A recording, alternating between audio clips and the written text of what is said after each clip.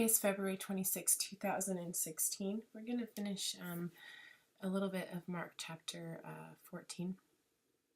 It goes from verse is 12, the Last Supper.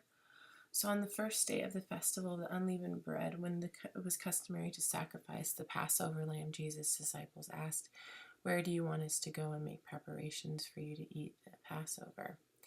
So he sent two of his disciples, telling them, "Go into the city, and the man carrying a jar of water will meet you. Follow him. Say to the owner in the house that enters, the teachers ask, 'Where is my guest room, where I may eat Passover?' Disciples. He will show you a large room upstairs, furnished and ready. Make preparations for us there."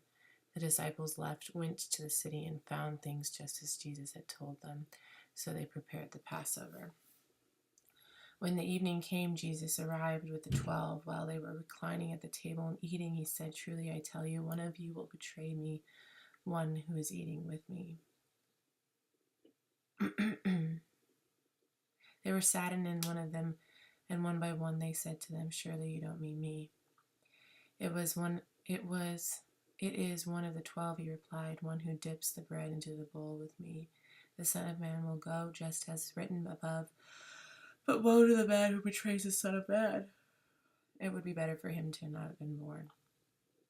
While they were eating, Jesus took bread, and when he had given thanks, he broke it and gave it to the disciples, saying, "Take it, this is my body." Then he took a cup, and he had given thanks. He had given it to them, and said, and they all drank from it. "This is my blood of the covenant, which is poured out for many." He said to them, "Truly I tell you, I will not drink again from the fruit of the vine until the day when I drink it in the new kingdom of God." When they had sung a hymn, they went out to the Mount of Olives. Okay, so tomorrow we're going to read when Jesus predicts Peter's denial.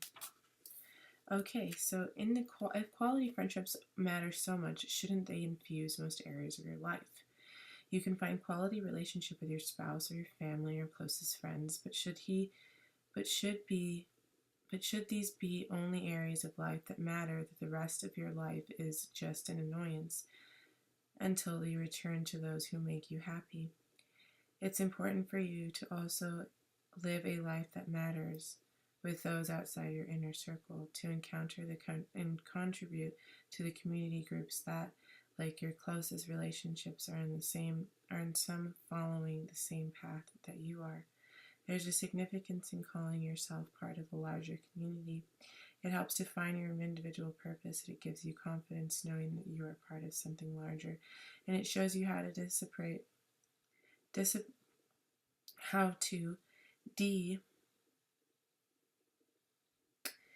and it shows you how many disparate parts can create a unified whole.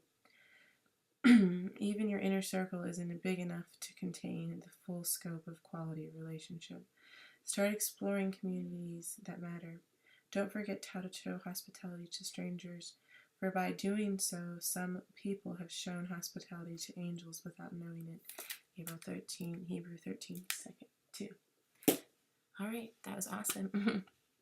You guys have a perfect day, the best day, and today was awesome. I met some really cool Christians at Starbucks today, and shout out to Dom, who's doing big things, and he wants to do spoken word for Jesus, so it's cool, and I really hope that God puts him on the right path for that, should that be God's will. All right, just really quick a prayer. Thanks, God, for allowing me to do this ministry. I pray that I get the full scope of your love, and that you lead me not into temptation, and you deliver me from the evil one, Lord. For yours is the kingdom and the glory and the power forever. Amen.